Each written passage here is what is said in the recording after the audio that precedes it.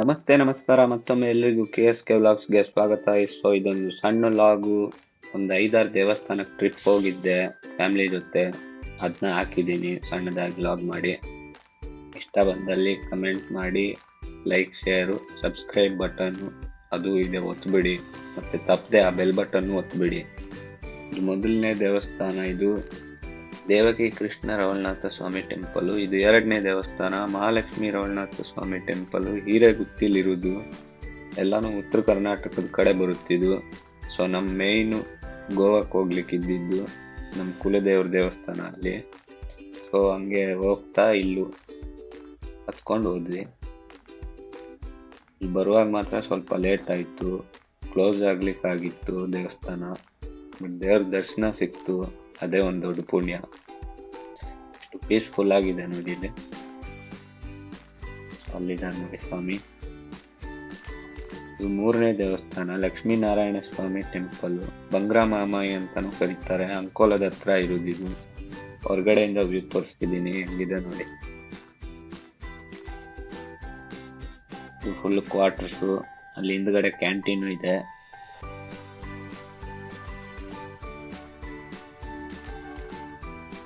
ಇವಾಗ ಒಳಗಡೆ ಹೋಗೋಣ ಬನ್ನಿ. ಎಷ್ಟು ಸಕ್ಕದಾಗಿದೆ. ಫುಲ್ಲು ಮಾರ್ಬಲ್ ಅಲ್ಲಿ ಮಾಡಿದ್ದಾರೆ ಒಳಗಡೆ ಎಲ್ಲ. ಡಿಸೈನು ಸಕ್ಕತ್ತಾಗಿ ಮಾಡಿದ್ದಾರೆ.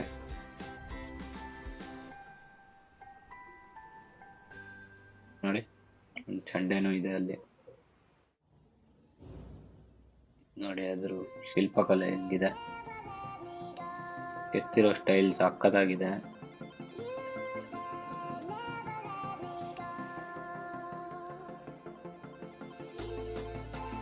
ಸೊ ಇಲ್ಲೇ ಊಟ ಮಾಡೋಣ ಅಂತ ಹೇಳಿದ್ರು ಫ್ಯಾಮಿಲಿಯವರು.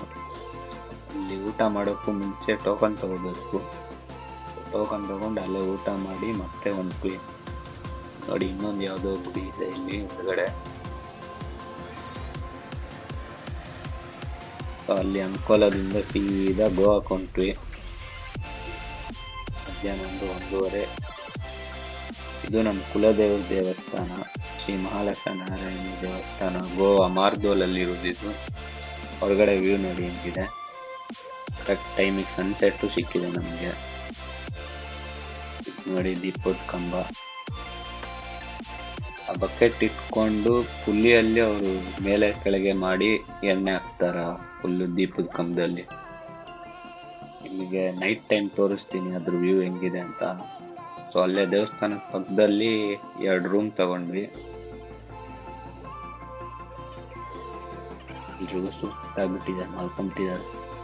6:30-7 ಗಂಟೆ ಹೇಳುವಾಗ ದೇವ್ರ ದರ್ಶನ ಪಡೆದು ಮಹಾಮಂಗಳಾರತಿನ ತಗೊಂಡು ಮತ್ತೆ ರೂಮಿಗೆ ಹೋದ್ವಿ ಸೀದಾ. ನಮ್ಮ ದೇವಸ್ಥಾನದ ಹೊರಗಡೆ ವ್ಯೂ ನೋಡಿ ಹೆಂಗಿದೆ, ಎಷ್ಟು ಸಕ್ಕತ್ತಾಗಿ ಮಾಡಿದ್ದಾರೆ. ಆ ಲೈಟ್ಸನ್ನೆಲ್ಲ ನೋಡಿ ಹೆಂಗಿದೆ. ಹೊರಗಡೆ ಕೂತ್ಕೊಳ್ಳಿಕ್ಕೆ ಇಷ್ಟು ದೊಡ್ಡ ವಟಾರ ಕೊಟ್ಟಿದ್ದಾರೆ ಇವರು.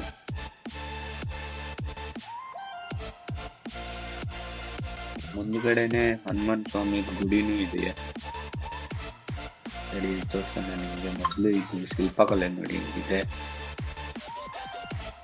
ಫುಲ್ಲು ಹೂವು ಬಿಡಿಸಿದ್ದಾರೆ ಗೋಡೆ ಮೇಲೆಲ್ಲ. ಕೆಲವು ಹೂವುಗಳಲ್ಲಿ ಲೈಟು ಹಾಕಿದ್ದಾರೆ, ಅದರಿಂದ ಇನ್ನೂ ಸಕ್ಕದಾಗಿ ಕಾಣುತ್ತೆ.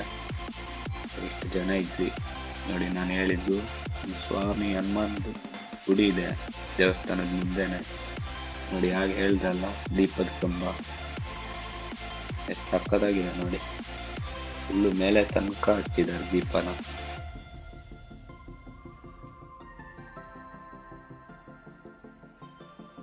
ಫ್ಯಾಮಿಲಿ ಜೊತೆ ಬರಬೇಕಾದ ಪ್ಲೇಸ್ ಇದು. ದೇವಸ್ಥಾನದ ವಟಾರ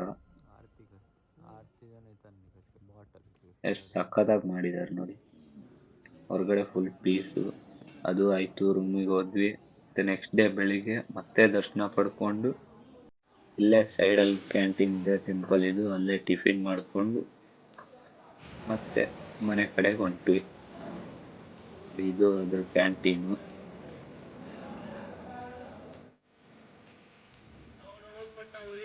ಇಲ್ಲಿ ನೋಡಿ, ಇದು ದೇವಸ್ಥಾನದ ಮುಂದ್ಗಡೆ ಏನೋ ಕ್ರಿಕೆಟ್ ಮ್ಯಾಚ್ ನಡೀತಾ ಇದೆ.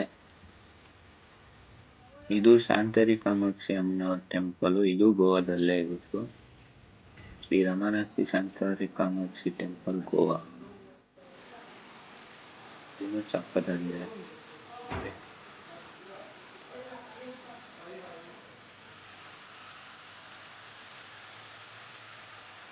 ಇದಾದ್ರೂ ಒಟ್ಟಾರ ದೇವಸ್ಥಾನದ್ದು ಎಷ್ಟು ದೊಡ್ಡದಾಗಿದೆ ನೋಡಿ. ಇಲ್ಲೇನೋ ಕನ್ಸ್ಟ್ರಕ್ಷನ್ ಎಲ್ಲ ನಡೀತಿತ್ತು ದೇವಸ್ಥಾನದ್ದು. ಮೋಸ್ಟ್ಲಿ ಪೇಂಟಿಂಗು ಅಥವಾ ರೀಕನ್ಸ್ಟ್ರಕ್ಷನ್ ಅನಿಸುತ್ತೆ, ಗೊತ್ತಿಲ್ಲ ಸರಿಯಾಗಿ. ಅಲ್ಲೇ ಪಕ್ಕದಲ್ಲಿ ಇನ್ನೂ ಕೆಲವು ದೇವಸ್ಥಾನಗಳಿತ್ತು ಸಣ್ಣ ಸಣ್ಣದು. ಅಲ್ಲಿಗೂ ಹೋಗಿ ದರ್ಶನ ಪಡ್ಕೊಂಡು ಬಂದ್ವಿ ದೇವ್ರಿಗೂ. ನಾನು ಹೇಳ್ದೆ ಅಲ್ಲ, ಇದಿನ್ನೂ ಕಟ್ತಾ ಇಲ್ಲ, ಪೇಂಟಿಂಗ್ ವರ್ಕ್ ಏನೋ ನಡೀತಿದೆ ಅನ್ಸುತ್ತೆ. ಸೊ ಇಲ್ಲಿ ಒಂದು ಪಾರ್ಕ್ ಮಾಡಿದ್ದಲ್ಲೂ ಒಂದು ಸಣ್ಣ ದೇವಸ್ಥಾನ ಇತ್ತು.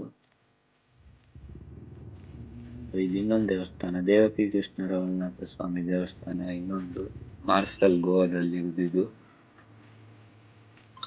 ಇಲ್ಲಿ ನೋಡಿ ದೇವಸ್ಥಾನ ತುಂಬಾ ಸಕ್ಕತ್ತಾಗಿದೆ.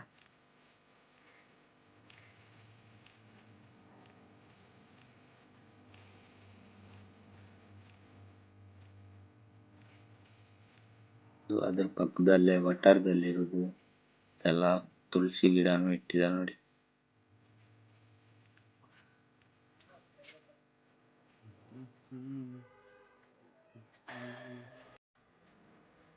ಈ ದೇವಸ್ಥಾನದ ಒಳಗಡೆ ಕುತ್ಕೊಳ್ಳೋ ಜಾಗ ನೋಡಿ ಹೆಂಗಿದೆ, ದೊಡ್ಡದಾಗಿದೆ. ತುಂಬಾ ಡೆಕೋರೇಷನ್ ಏನಿಲ್ಲ, ಬಟ್ ಸಿಂಪಲ್ ಆಗಿ ಸೂಪರ್ ಆಗಿದೆ. ಒಳಗಡೆ ನೋಡೋಣ ಹೆಂಗಿದೆ ಅಂತ.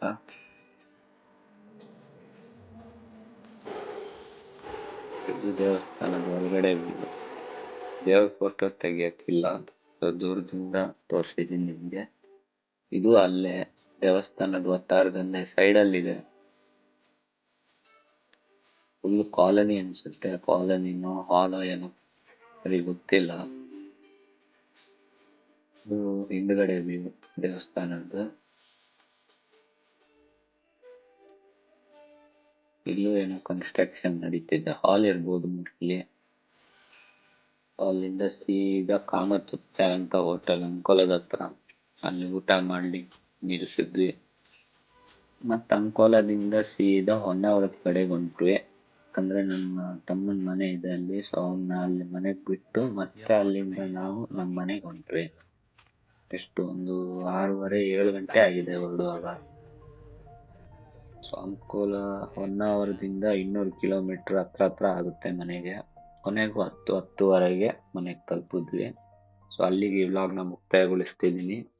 ನಿಮ್ಗೆ ಈ ವ್ಲಾಗ್ ಇಷ್ಟ ಆದಲ್ಲಿ ನನ್ನ ಚಾನೆಲ್ಗೆ ಸಬ್ಸ್ಕ್ರೈಬ್ ಆಗಿ ಮತ್ತು ತಪ್ಪದೆ ಆ ಬೆಲ್ ಬಟನ್ನು ಒತ್ತುಬಿಡಿ. ಧನ್ಯವಾದಗಳು.